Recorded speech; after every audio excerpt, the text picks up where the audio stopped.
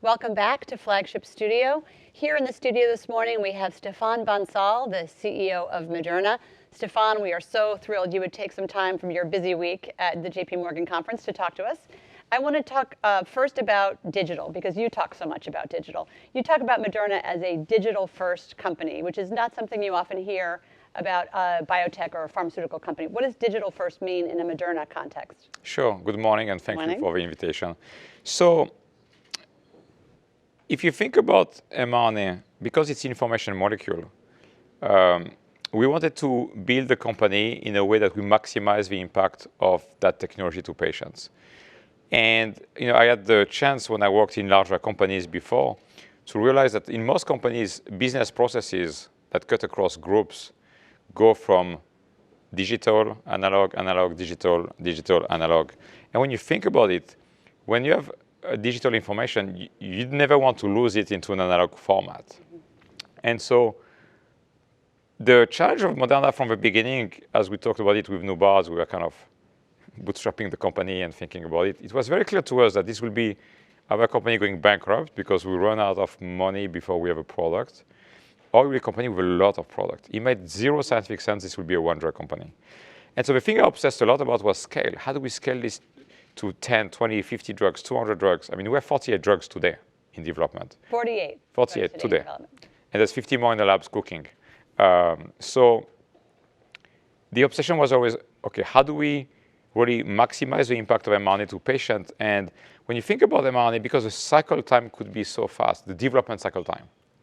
I remember in pharma, if you think about value creation is having a great drug, going after a great target, making that drug to market, so the probability of success, and the speed of development, because patients are waiting and your IP clock is ticking.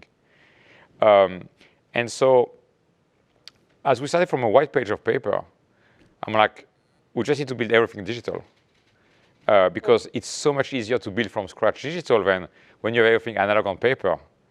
Changing the engine of a plane as you're flying the plane is really hard. When I was at Lilly 22 years ago, we did a big SAP implementation like companies were doing at that time. And it was so painful and so costly, and it was not done super well. And so the idea here was, how do you build this company like if you had a magic wand, that it's run mostly by machines, that use people's brain to do like great scientific innovation, coaching people, but that everything that can be done by a machine, why would you have a human do it? And what's the answer been? So we have been really digitalizing a lot. Commercial, because we went so fast into commercial because of the pandemic, still has a lot to build. Okay. Manufacturing is already in an awesome stage, still a few more. But research is actually at the point now where we're doing a lot of AI work. Okay. Why? Because we have clean data. Because you can only do AI, with big data that is, of course, clean and relevant. And so the piece that is really interesting about how we run the company is that we are able to decentralize the information to a lot of people at the company, so that you don't have kind of management slowing down everything, but you have everybody at the company having access to all the data. And you think about digital, what I think it provides first is quality. Because if you think about what we do in the life science work, we just spend our time looking at data. We have an hypothesis, we do an experiment in animal, we get data. We decide to do something else based on the data. And then we do what is called a clinical experiment, where you go into human and you do step by step for safety reason, phase 1, phase 2, phase 3.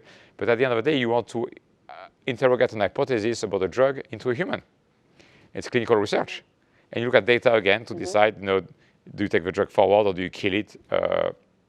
And so having high quality data is key, because you're going to make hundreds of $1 million decisions on data. You better make sure the data is right. The other piece is speed. Think about a company where everything, when you have a 20-step process to be done by hand on paper with mistakes, whereas if it's all done in real time like this by a computer. It just changes everything. I'm going to come back on AI because there's so much talk here this week on AI, but you talked about speed and scale, and I want to talk about that in a human context. When you were last at JPM in person, that would have been January 2020. Yeah. How many people worked at Moderna in January 2020? Around 800. 800, and today? 4,000. 4,000. And at the end of this year, 6,000. 6,000 at the end of 23. We're hiring 2,000 people this year. So thinking about speed and scale, let me add a third concept, which is culture. You're known to care a lot about culture. How do you scale a culture from 800 people to 4,000 to 6,000 and keep the essence of those bootstrap days and the culture that made Moderna as you scale? What are your strategies? So that's the number one challenge that we have today. If you think about the company, I've always thought about the company as science and technology, capital, and people. Well, we have a lot of capital.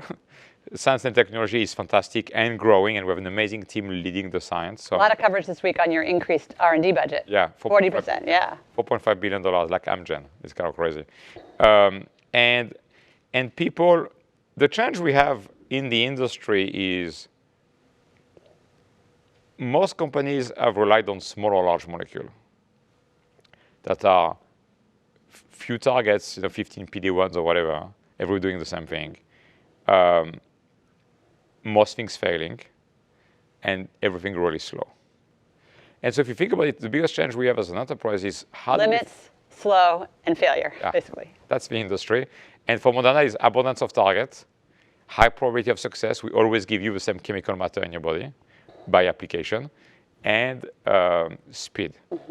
And so the biggest challenge we have is to find and cherry pick the people from industry, being pharma or biotech, who have the intrinsic mindsets to be able to operate in a world that is totally different, where we ask people to take calculated risk.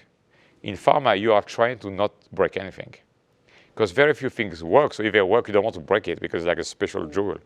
But we believe that the most important thing we can do as a company in a new technology with a massive S-curve that we are just ramping up as we go is learning fast. We always said since the beginning, we won't have to be the smartest, and we should never assume we're the smartest. I think it's a very big business danger. But we have to learn the fastest in the world. And so we need the right people that are willing to take calculated risk, learn from mistakes, share their mistakes. So how do you operationalize that in a company, sharing mistakes? So you do it starting from the top. I say I'm wrong 5 times a day, on a good day. It's more. Because we wanted to create a culture of debate, where it's the best idea that wins. We don't care your age, your gender, the color of your skin, any of those things, we don't care. We want the best scientific or business idea to win, to make the company stronger, because it's all about compounding. Can you think of examples in your meetings where a junior person, a person newer to the company, had the best idea? Oh, yeah. And it happens a lot, especially in science. So Stephen Hogue, who runs our science, is really quite amazing at when there's a big problem that something fails, first he gets energized. That's a thing that's really amazing about Moderna, and Stephen really set that culture by leading from the front since he was there 10 plus years ago, is in most companies I've been with before, when something fails, everybody runs away. Nobody is really involved with a project that failed. At Moderna, it's just the opposite. Why? Because we're obsessed about learning. And Stephen was convinced a long time ago that you learn more from failures than from successes. Because as humans, when something works, because you assume it was going to work, you don't really question what went into that work. But when something fails, if you really want to fix it, you have to really take a step back and say, we thought that thing was going to work, but it did not. So what are all the things that could explain what we observe, which is it doesn't work? So Stephen will gather people across functions.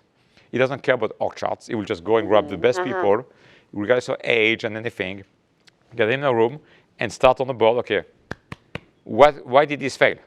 And just throw ideas. No critique, nothing. Just write all the ideas from everybody, and then they spend a lot of time critiquing the ideas. That's why every voice is heard, because a drug is a system. So it might be this time for this problem, it's a tox person. The other time you might be a process engineer, we find out the true reason why it failed. And you want to create that culture where people are energized because nobody gets blamed, because it's all about learning. There's so much I want to discuss there, but speaking of things that you are on their way to working, you spoke yesterday in your presentation about chronic heart failure as a clinical program that's advancing, and I think there's been less attention to that externally. Can you talk a bit about that program and where you see it going? Sure, I'm super excited about this program. So heart failure, as we all know, big problem, 1 million hospitalizations in the US every year. US only. 1 million in the US. 1 million people a year going to hospital. It's really, really bad from a public health standpoint. And so we're very excited about the program because the technology that we use, the mRNA technology, the lipid, everything, has already been used in 2 drugs in the clinic. On the biology side now, the reason I'm really excited about this protein is two things. First, it exists in nature. Relaxin is a protein that exists in our DNA that women use and make a lot of during pregnancy. Well, if you think about pregnancy, and this is where evolution is this beautiful human machine, during pregnancy, very quickly, a woman, because of the baby weight, the placenta weight, and the liquid weight, her heart has to work much more very quickly. And then it goes away after delivering the baby. And so people have... A woman's heart still works very hard after course, delivering a baby. It does too. Because you have a kid. If you think about with time, it's not the same job. And so then the quantity of relaxin goes down. So people have studied that protein. And that protein has a very important role in modeling the heart and the heart function. But what if you could give that drug every 2 weeks or every week? We will learn the frequency in the clinic. And the beauty of mRNA, we got lucky on that one. One dose, the mRNA lasts in your body 48 hours. Okay. Bingo. And so when you pick at all those pieces and how we think about drug development, is we know the technology is de-risk, the mRNA technology and the lipid. We know the protein is a human protein. We know what it does in humans in the clinical trial of another company. So put all those pieces together, it's like, geez, this thing has a really high chance of working. And we're going to, so it's in the clinic, in patients directly with heart failure. We're going to learn very quickly, and if it works, we will move very quickly to pivotal. It's really exciting. Last question, Newbar's annual letter talked about the things you can only find far from shore, the ability to see the stars when you're away from the ability to see the shore. What are the far from shore things you're working on and that most excite you at Moderna? Think 3 to 5 years. What are the big leaps at Moderna that you'll be talking about at JPM 2028? So some we're already talking about, but I think they'll be real in terms of launch product, is if you think about the respiratory viruses, and of course with COVID, we've talked a lot about it. If you think about the respiratory viruses as a class, all of them together, they were in 2019, pre-COVID, the third cause of death around the planet, WHO data. Third cause of death. So if you think about what we're trying to do at Moderna, which is get into one dose, all the mRNAs we need against flu and COVID and RSV and more viruses that you get once in the fall at your local pharmacy or doc or at your company as a benefit, and you set for the winter. What if we could move that third cause of death around the planet to number 20 or 30? Third cause of death in pre-COVID, non-COVID Pre-COVID. years, yeah. So that's one thing I'm really excited about. The other piece is latent virus. So latent virus, for the non-biologists, are those viruses that once in our body, are in our body forever. You cannot get rid of them. Yep. Some of those Like cause EPV. EBV, CMV, HPV, HIV, and quite a list. Most of them don't have a vaccine to either prevent them or to treat them if you already are infected, because it's in your body, you can do nothing about it. All of those create long-term massive damage. EBV, multiple sclerosis. Most of them create cancer, because having a foreign piece of DNA in your cells forever is not a good thing. So it's already believed that maybe 30-ish% of cancer have a root cause being a virus. But we believe it might be more 40 or 50%. So what if we could, at Moderna, and we're working on it, develop vaccine for all of those, to get those available to teenagers, like HPV is, should be given to every young girl and boy to prevent cancer in the long term. That will have a huge impact on cancer rates. Of course, our work in cancer gets me very excited. I think we can even go early to liquid biopsy. Get a liquid biopsy, we get the genetic information of your tumor, we make a product for you when it's very, very early to teach your T cell to do what they're supposed to do. Genomics, most people don't realize, we've talked about it publicly. I believe we're going to become the biggest genomics company on the planet, because we're going to leapfrog the CRISPR, Cas9 company and so on, because we have now huge investment in gene editing. We're looking at third and fourth generation of gene editing enzymes that we code in our mRNA technology. So instead of coding the mRNA to make spike protein or relaxin protein, we will code, we're already doing in the lab, but we'll code in human the mRNA to do an enzyme that's going to go and edit your DNA. But if you think about it, we have all the manufacturing infrastructure of Moderna, all the suite of technologies for delivery. The issue always with nucleic acid, being RNAi, gene therapy, mRNA, is always delivery, getting the genetic material in the right cells. But that's what we do for a living. We already have 7 applications. We're working on over 4 or 5, and there's maybe 10 more coming in the next few years. So once we're going to get the right enzymes, you're going to see this company flying. We're going to go from 0 gene editing program to 40. Everybody's like, what? And that's what Moderna is doing. I look forward to my 2028 interview with Stéphane Bancel and talking about the largest genomic company in the world. But for our 2023 insights, we'll think about bringing energy to failure, following the smartest idea regardless of where it comes from, continuing to ask what if, even after you've answered the first question in a blockbuster way, and 50 things cooking in the kitchen. We've got to let you put your apron back on and go back to the lab. Thank you so much for joining us in the Flagship studio, Stéphane Bancel. Thank you.